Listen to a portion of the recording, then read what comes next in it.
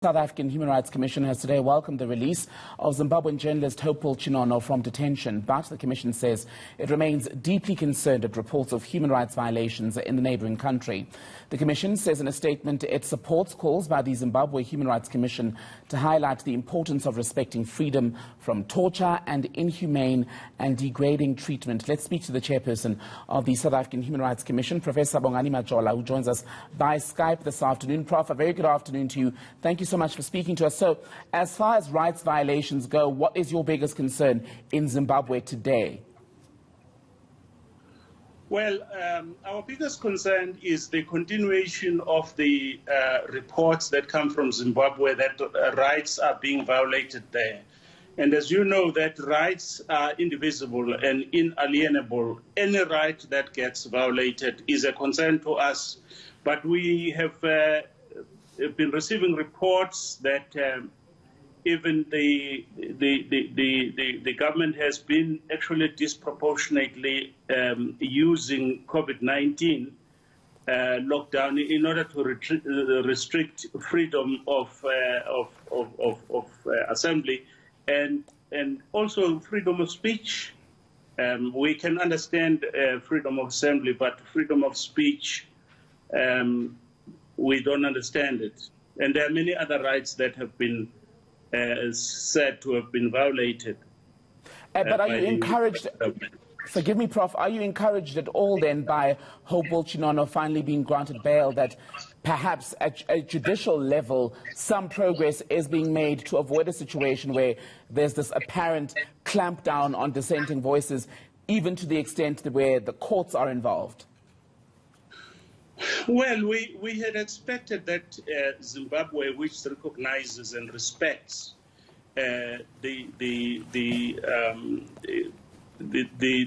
constitutional expression that a person is innocent until proven guilty, that, you know, they wouldn't have to spend 43 days behind bars, you know, when they could be released on bail and then be taken to court where their guilt can be proven.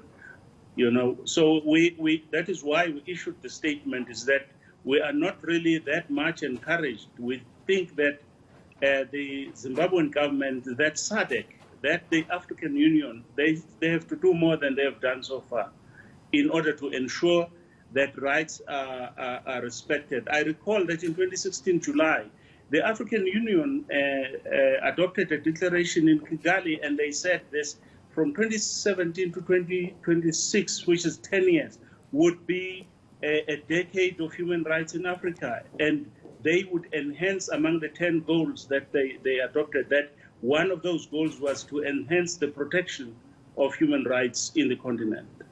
You speak of the African Union and the likes doing more for Zimbabwe, Prof. One wonders then what the more should be, given that they've had so many chances at intervention and trying to fix the problems in Zimbabwe from as far back as the Mugabe decades. Well, I'm not sure I agree with you that they have actually very seriously tried to deal with human rights issues in Zimbabwe. They have apparently just put more importance on the political theories of non-interference in the affairs of other countries, instead of saying, let us live according to this code. We all have signed up to the international human rights instruments, and we've got to live up to them.